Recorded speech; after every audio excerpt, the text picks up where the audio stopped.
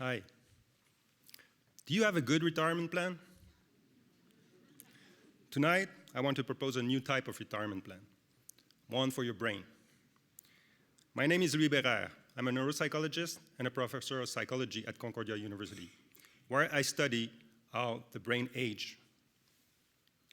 Our brain develops long before our birth. Its limitless potential means it continues to develop until our last breath. I am amazed how little we understand and take care of our own brains, and what we assume will happen as we age. The good news is, mental decline is not a given. There are ways to prevent it, and the key is prevention while we are healthy.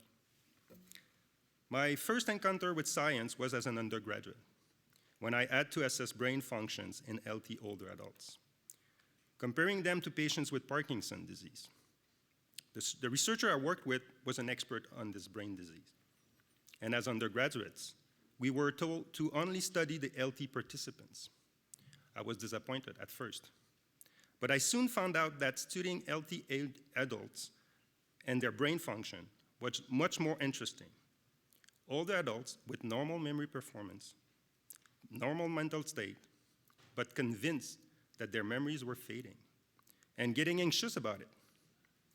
The thing is, we don't necessarily have a constant slope of mental decline as we age. And even more mistaken is the belief that there is nothing to do. As a researcher, I study why do some people age better than others? How do lifestyle changes impact the way our brains age? Our research shows that lifestyle has a major impact on cognitive decline. More importantly, a change in lifestyle, even late in life, can change the course of the decline.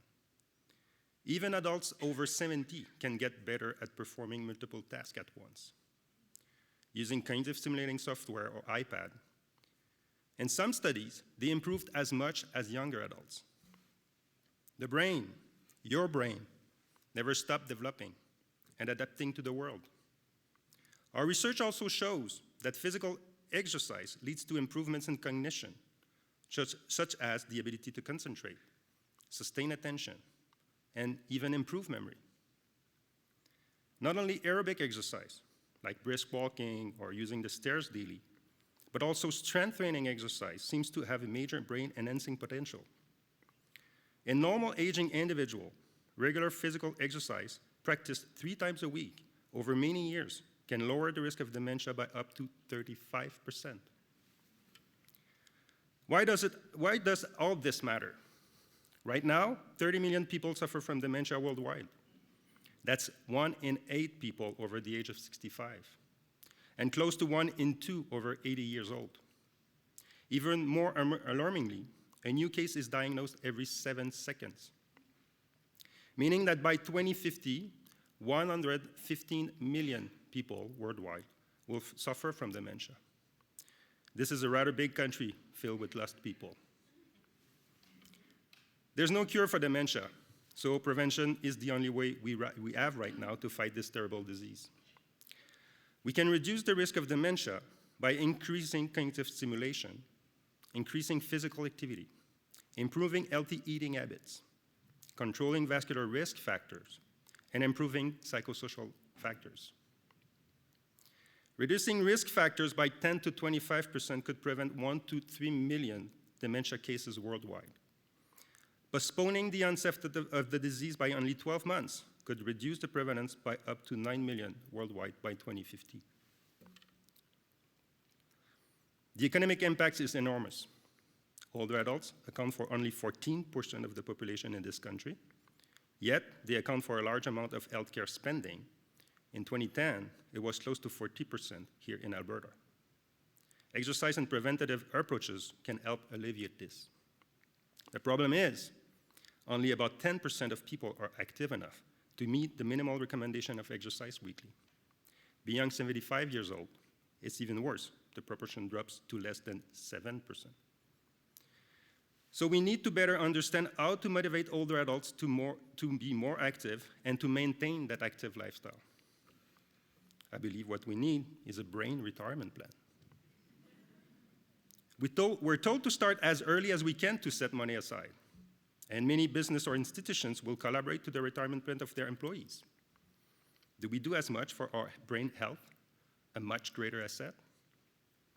What if we managed healthy brain functioning in much the same way we manage a sound investment portfolio? Imagine developing your brain health through the stages of your life with as much attention as you give to your retirement plan. Our brain retirement plan would be based on two main strategies, each of which involves lifestyle changes for you as an individual and for us as a society. First, start early. Educate properly and early in life. Our children go to school daily, learning all sorts of abstract thinking and reasoning, mathematical problems. It's amazing what we ask them to learn. But how much do they know about their body and how their brain works? This needs to be a key part of our children's academic curriculum. This would be a clear call that our society reinvests in its own health and well-being. Second, have a diversified portfolio of investment. And this becomes more important as we grow older and get close to the transition from work life to retirement. A diversified portfolio of mental stimulation, social and physical activities would include a range of stimulating group and solo physical exercise, mental exercise, at varying degrees of difficulty. Social network is stimulating, and thus when friends are available and the energy is there, it's time for intense group workout, outdoor sport or walking. But some other days, less demanding and more relaxing mental activity, like reading or computer stimulation, would be more appropriate. And because we cannot always count on friends, invest in some individual activities as well. Your brain investment can grow each day and benefits from a sound and diversified portfolio with two main strategies: start early and have a diversified portfolio of activities.